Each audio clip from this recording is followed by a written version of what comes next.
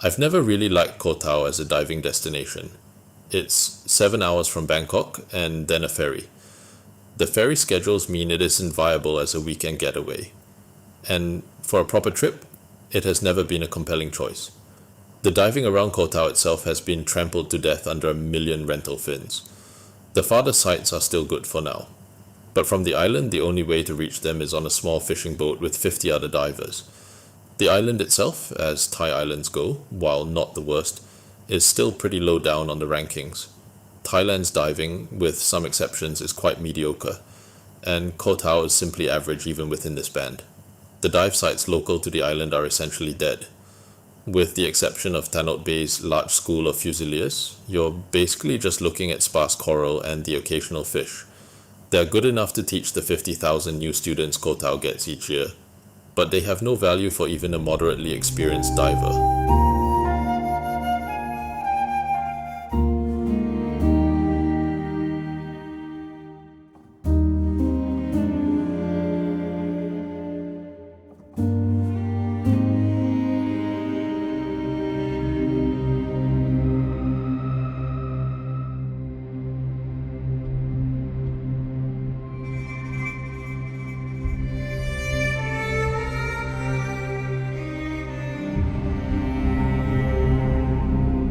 The local reefs no longer exist as an ecosystem. A brand new diver might be fascinated by the underwater experience. But beyond that, diving at the local Koh Tao sites is basically no different from diving in a swimming pool. Except that you're staring at the corpse of what was once an ecosystem brimming with life. The first time I visited Koh Tao was in the mid-2000s. Even then, it was hugely popular as a diving destination and showing signs of strain. But the reefs still had life in them. Now, it gets a little more dead every year. I don't think you can distinguish damage caused by divers from decline caused by warming, runoff, or other pressures. These factors are all interlinked. Global warming causes stressed corals to be more susceptible to damage from an errant fin. The influx of divers needs infrastructure on the island. That causes pollution. It's a web of factors intrinsically tied to the economy of the area. All divers have an impact on the environment, just as all humans do. Every technical diver today was a novice once. But if that damage was spread across the world's reefs, perhaps it wouldn't cross a threshold that causes irreversible decline. Koh Tao has a reputation for being the cheapest in the world, so people flock here, even if on deeper scrutiny it is completely senseless. The cheapest in the world claim leaves out the environmental cost for one, gentrification for another. But even leaving aside the cost to the commons, it simply shouldn't make sense for most people. They save $100 or so, and they spend valuable vacation time learning to dive in a glorified swimming pool, influenced by social media.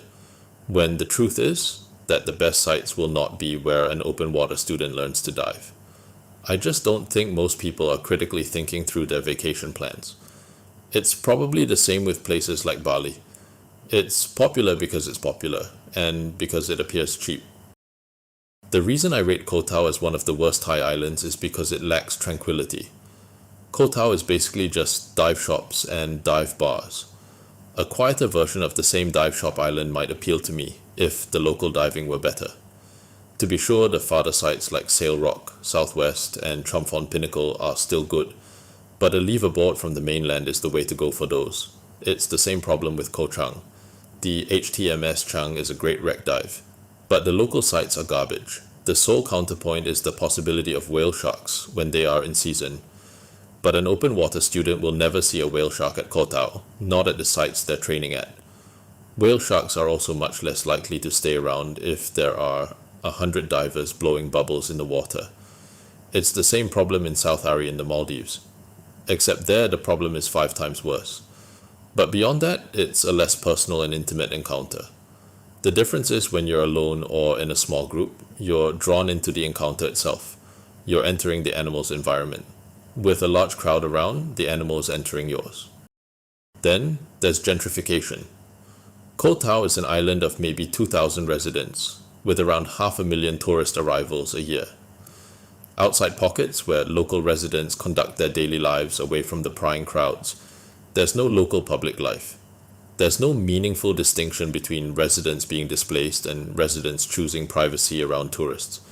It's simply semantics. the same thing that's happening underwater is happening above it. I still visit the outer sites.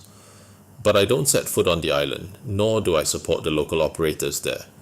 It would be hypocritical for me to claim that if the diving were at the level of Raja Ampat, I still wouldn't go for philosophical reasons. It's also mostly the fact that I dislike crowds while diving, but the ethical objections definitely reinforce my preferences. If the diving were world-class, I'd probably still visit even if I had a personal distaste for the island itself. This begs the question of when should ethical considerations outweigh dive quality. In the Maldives, whale shark excursions are offered by most resorts.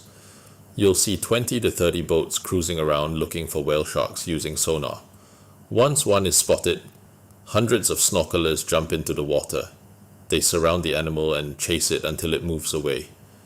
Then the cycle repeats. It's pure harassment of marine life. I think my ethical concerns would need to be at that level, where there's a clear, direct violation of ethics. What I see in Koh Tao is a real effect, but a very indirect one.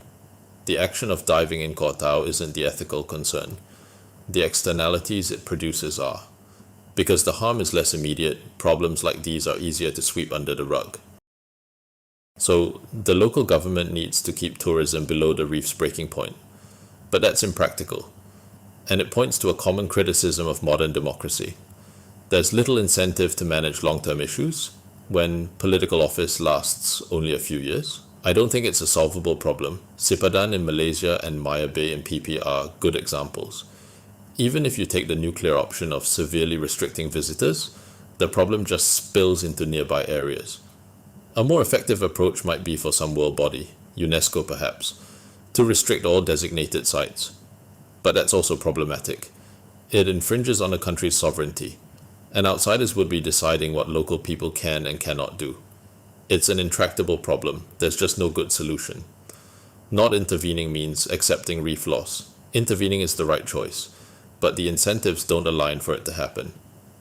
Ultimately, I think our reefs will be lost. The irony is that in the pursuit of cheap diving, diving becomes increasingly expensive. As accessible sites become increasingly damaged, divers are forced to move farther into remote, expensive locations in pursuit of good diving.